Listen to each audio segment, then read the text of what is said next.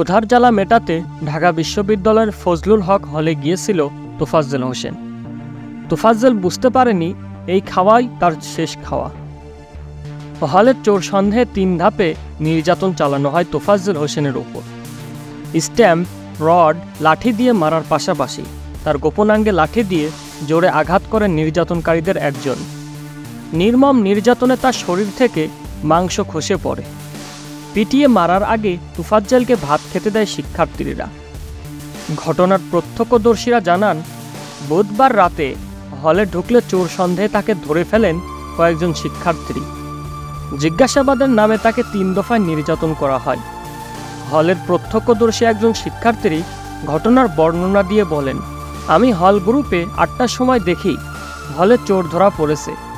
Guest রুমে গিয়ে দেখি তিনি বসা। রুমে তখন ফার্স্ট ইয়ার, সেকেন্ড ইয়ারের অনেক ছেলে ছিল। গেস্ট রুমে তাকে বেশি মারা হয়নি। ওখানে হালকা মারার পরে ক্যান্টিনে নিয়ে আসে খাওয়ানোর জন্য। তারপর শুনি তাকে এক্সটেনশন বিল্ডিংয়ের গেস্ট রুমে নিয়ে যাওয়া হয়েছে। আমি তখন ওখানে গিয়ে দেখি 20, 21, 21, 22 ও 22-23 সেশনের ছাত্র, সব মিলিয়ে প্রায় 30 জন। ফার্স্ট ইয়ার যে ব্যাচটা ছিল ওরা মারেনি।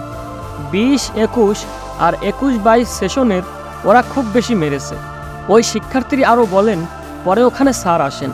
আমি ওদেরকে অনেক ফেরানোর চেষ্টা করেছি, কিন্তু ওরা মানেনি।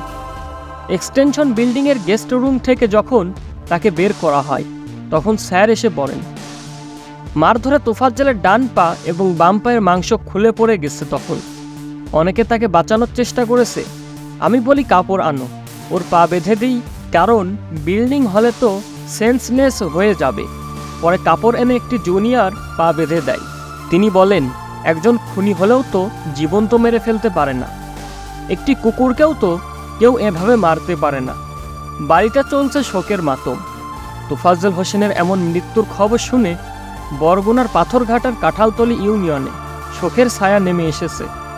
বৃহস্পতিবার ছাত্রলীগের সাবেক কেন্দ্রীয় যুগ্ম সাধারণ সম্পাদক এবং ঢাকা বিশ্ববিদ্যালয়ের আইন বিভাগের সাবেক শিক্ষার্থী আরিফুজ্জামান আল ইমরান তার ফেসবুকে একটি স্ট্যাটাসে বলেছেন, তোফাজ্জল হোসেন বরিশাল BM কলেজ থেকে বাংলায় অনার্স মাস্টার্স শেষ করে বঙ্গবন্ধু ল কলেজে অধ্যয়নরত ছিলেন।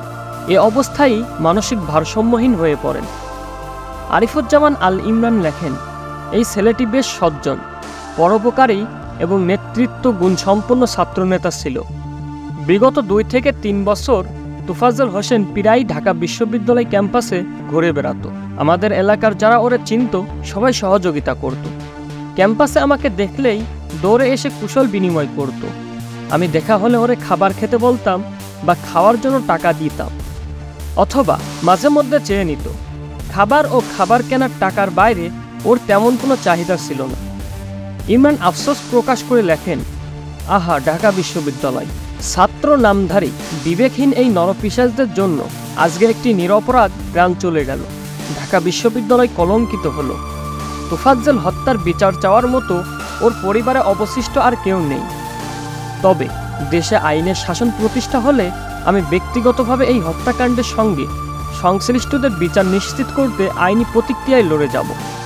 তোফাজ্জলের চাচা ফজলুল হক বলেন, তোফাজ্জলকে যারা নির্মমভাবে হত্যা করেছে তাদের দৃষ্টান্তমূলক বিচার চাই।